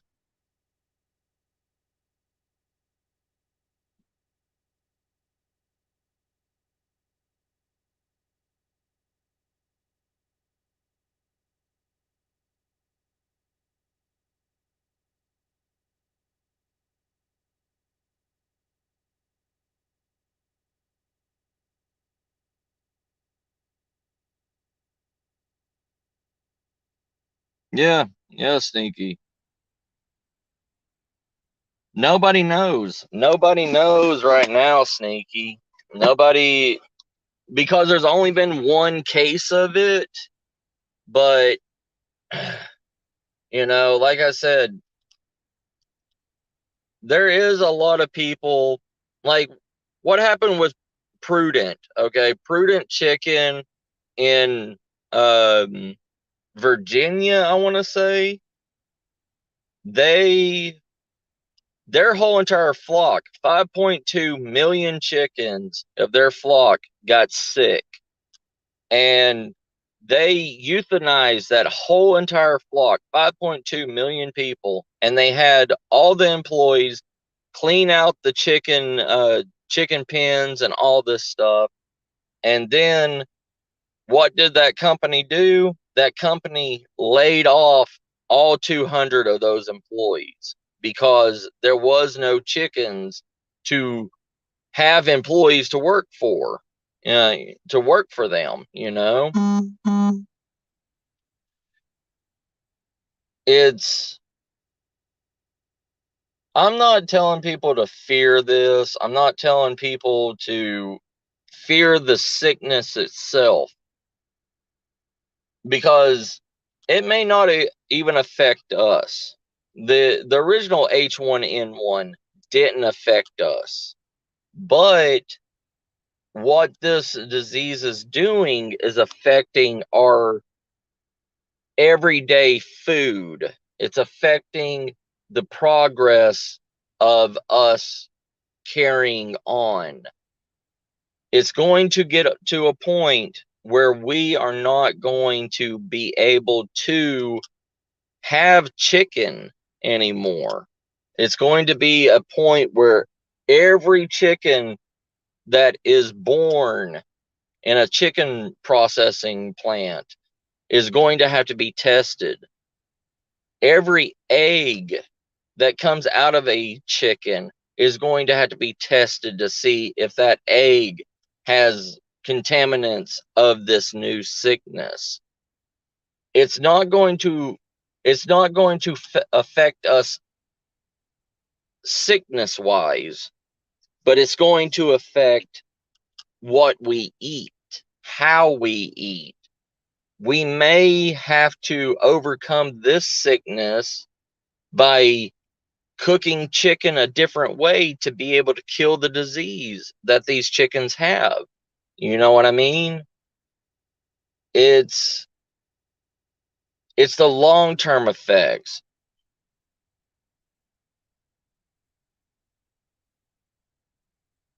Well, I mean, we can laugh at CNN and all this stuff, but at least, you know, but here's the thing, Carl. Even the CDC and the FDA of America has told Americans to not consume chickens from grocery stores or these natural restaurants that have farm fresh chicken and all this stuff. They told people of America to not eat chicken from any of this stuff because they don't know if these chickens are infected or not. And it's hard to find every single person or every single chicken that has been killed in the last month. You know what I mean? It's Hey, Ron.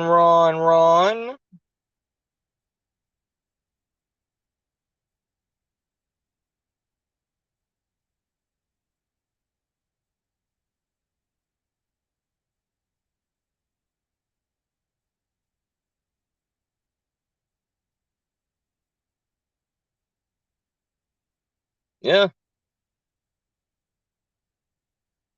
I mean, to tell you the truth, Tammy,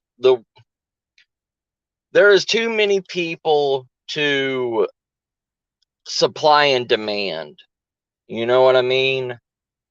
There is too many families, too many humans that have multiple children that is too big of a family. And you got to think all this stuff gets affected in one way or another. Oh yeah, Ron, I always got your burlap sack.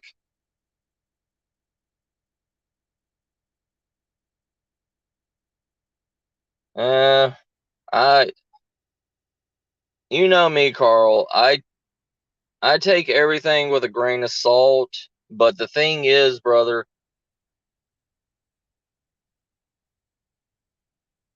I I literally have to check my flock now.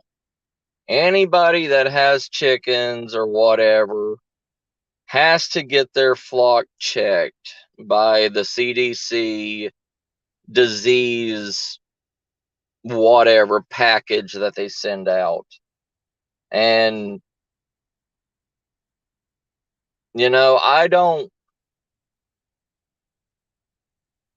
I don't want my chickens affecting anything else. You know what I mean? If they do get sick, if if their eggs are bad or something like that, I don't want my wife eating quote unquote contaminated eggs, It's a fear factor,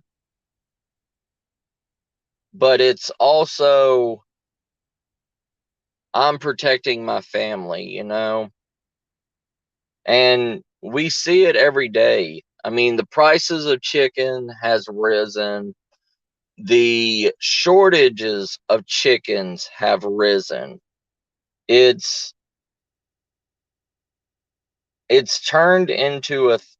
it's turned into a moment of what's going to happen with this world. They don't know that the CDC wants people to the CDC wants people to like me, okay? They wanted they wanted to know how many chickens I have. They wanted to know the production of my chickens. And they wanted to know how many chickens I have because it's one test for every 100 chickens, and I've got 200. So I asked for one test because I'm not giving them all my information. But the CDC wants people to be truthful for some reason.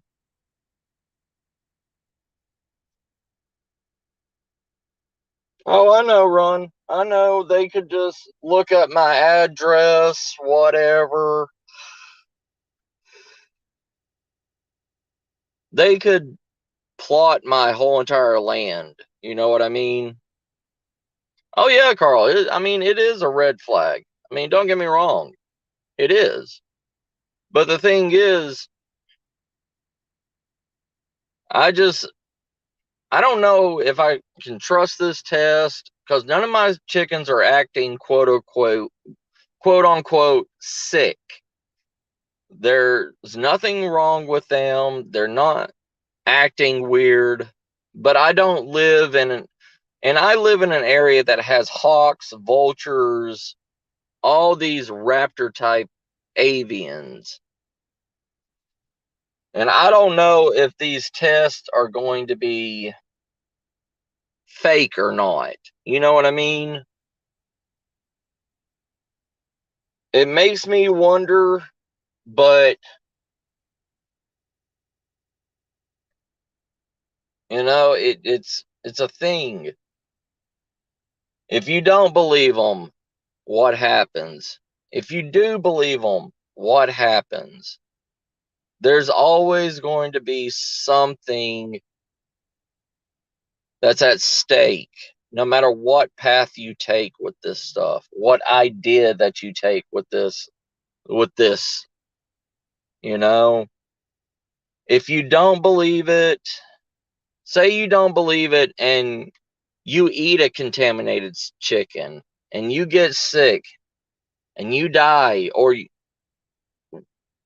think of it this way, what if one of your family members eats one of these sick chickens and dies, you know?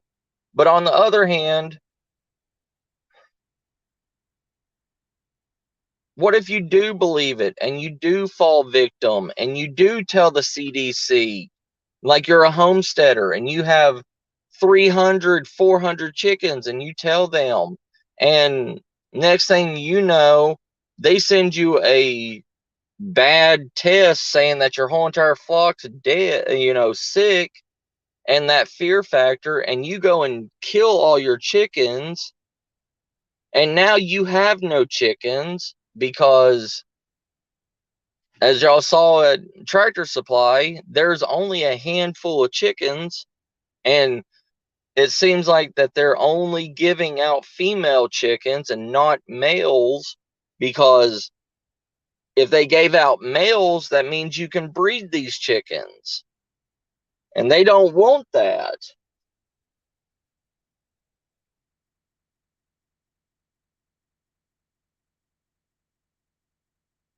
So, right, Ron? Yeah, I do. I know my animals, but it's just one of those things. It's like,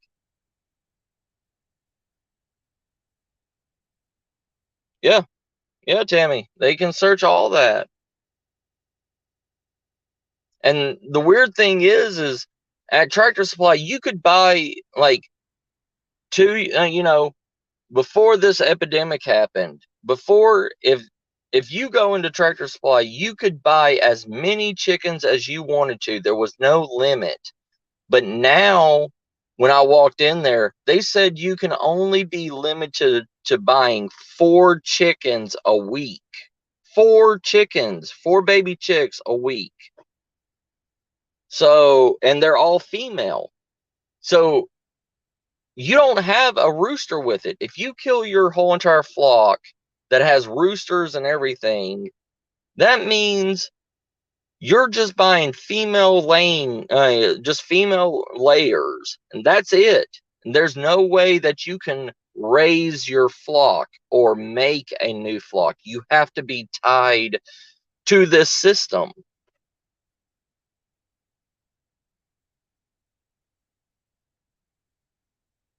No, I think that they're trying to control us. They are literally trying to control what we can do and what we can't do, and we have to live on the system, because that's why they're not giving out roosters. That's why they don't have roosters with it, because if you can repopulate your flock, that means you don't need to go to the grocery store. You don't need to rely on the food chains anymore. And look what's going on with the food chains, okay?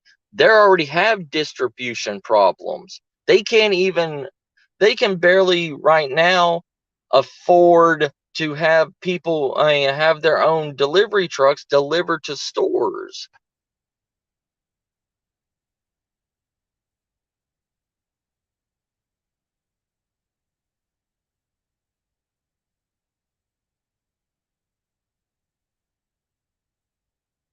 Yeah, that's what I'm saying, Carl. Yeah, but that's what they would do here too. You know, if you bought 4 females, you got a male free at Tractor Supply.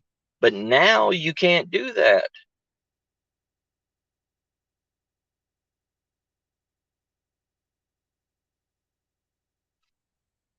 It's they're trying to the the big box stores and everything are trying to make you their slaves. They are trying to make you rely on them. And that's sad. That is the way society is making people think now. That is the norm. That's how society is supposed to be. You are supposed to rely on these grocery stores to keep you fed, to keep you poisoned with whatever that they decide to do for it. It's just like every chicken that you get from a grocery store or anything is injected with growth hormones, steroids, everything to make them grow faster, grow bigger, and that's why their meat rots so fast.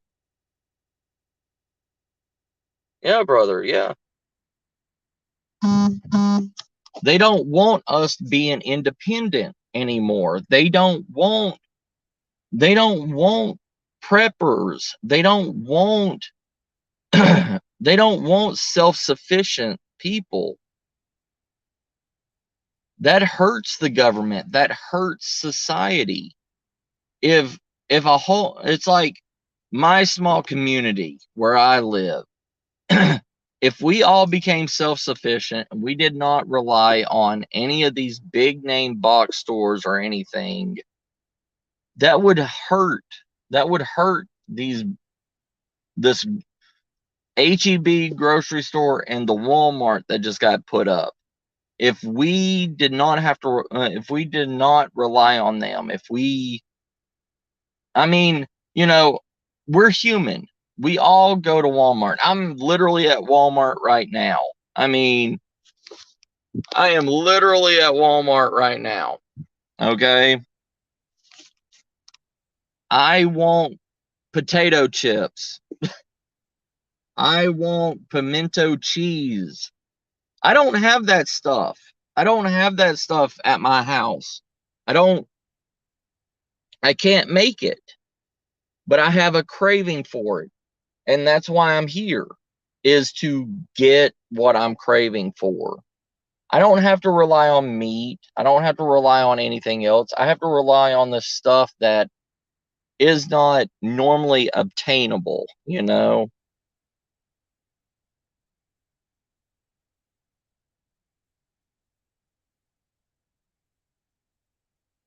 Right, Carl. Yeah. I don't either.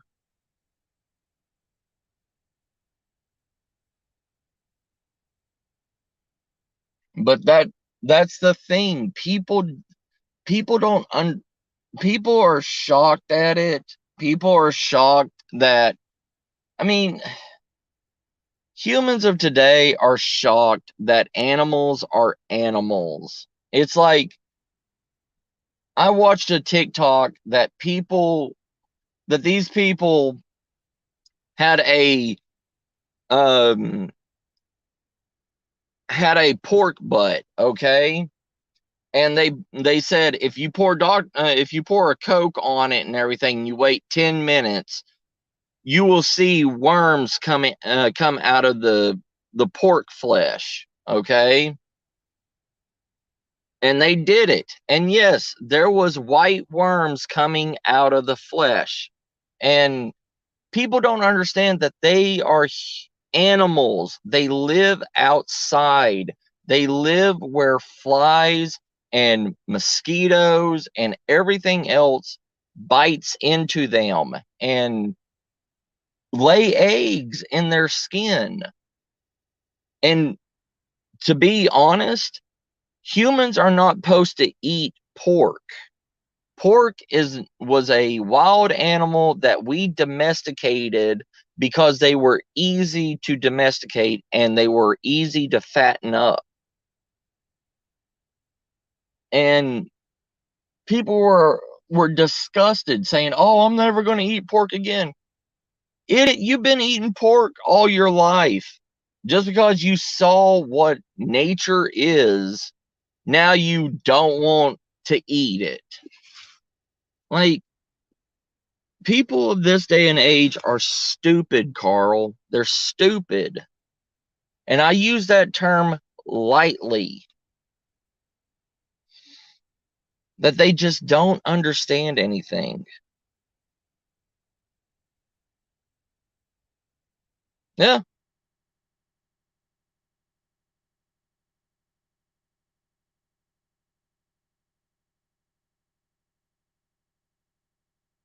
You also support your your local farmers too doing that. And your local butchers and stuff like that. You don't,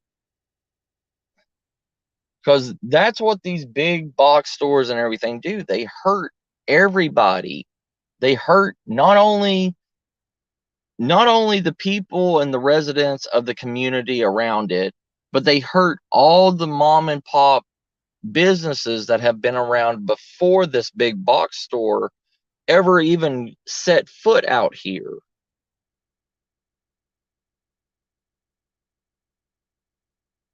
Yeah, yeah, Tammy. Yeah.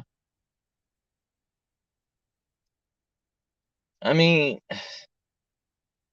it's the way that it's processed and everything through the big factories and all this stuff.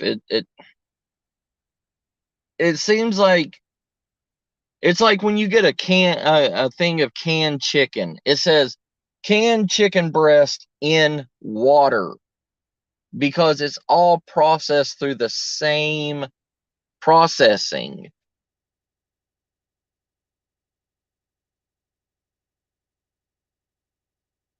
Yeah, they, I can I can I can see that, Carl. I mean, people, the younger generations don't know anything. They don't understand life. They only believe what they see and what they're told. They're good little sheep. I mean, what was it, like 10 years ago? There was a woman on Facebook that was trying to sue a a canned vegetable company, right? And it was Margaret Holmes. She was trying to sue Margaret Holmes because she bought a can of collard greens, right?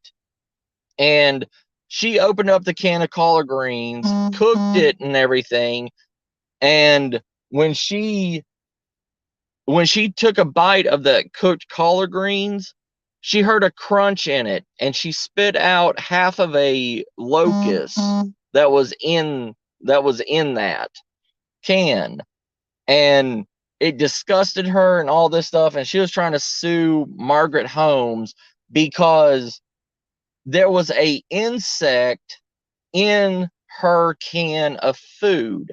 And it's like, don't you understand where these collard greens were farmed at? They were farmed outside with nature. And what eats vegetables? Insects.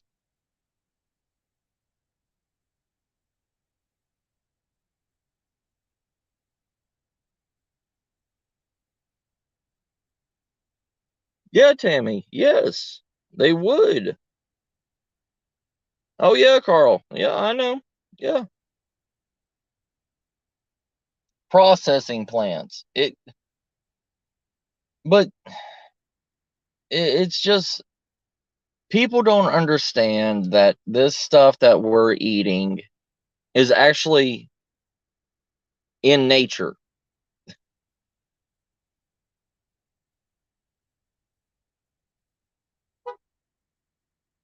Oh yeah, Carl. Yeah. I mean, you won't go. I mean, you can't go to a Mexican slaughterhouse or anything out here in Texas without seeing goat heads, pig heads, stuff like that for menudo for what is it? There's a lot of things that they use animal heads for out here, and people are humans are easily fooled.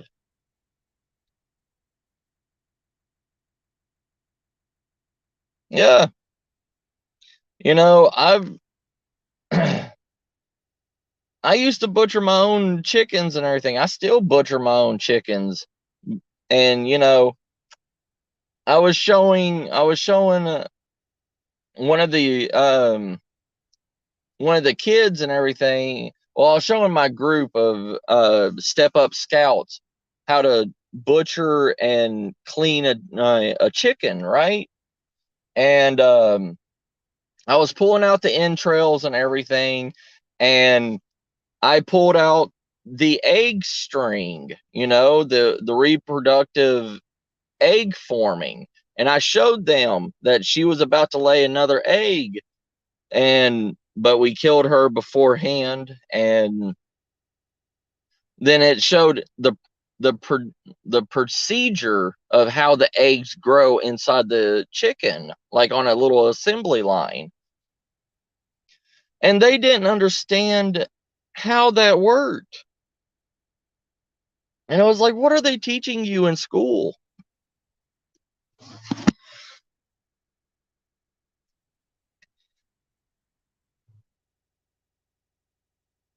They didn't know chickens produced eggs that way.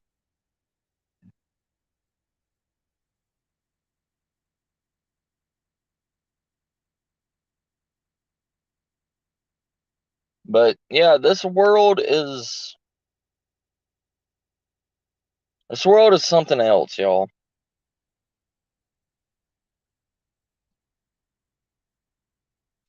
But all right, family. I love y'all. I'm gonna get off here. I'm gonna go around Walmart. I gotta go do some shopping and everything. Um, and maybe if I wake up, if I wake up early in the morning,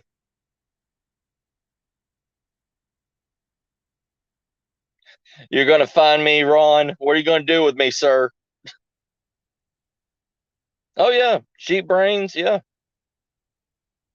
Well, you can tan hide with any kind of brains, and it's always better to tan leather and stuff. Like if you kill a deer, it's better to use its own brains and eggs on its own skin. You know what I mean? Something with like the molecular level of using its own brains to tan its own leather is something. I protect you, Ron. I love you, brother. All right, family. Y'all take care. I love y'all. And if I wait, like I said, if I wake up early in the morning and everything, we will go do some army surplus shopping. All right. Well, I love y'all, fam. Y'all take care.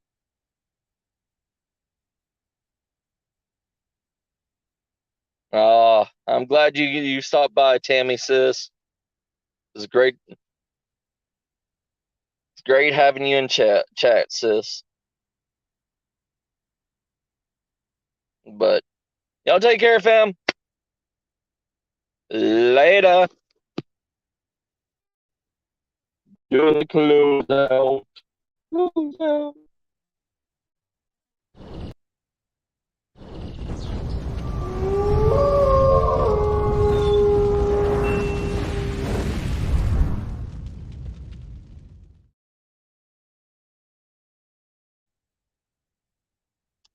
Bye, fam. Love y'all.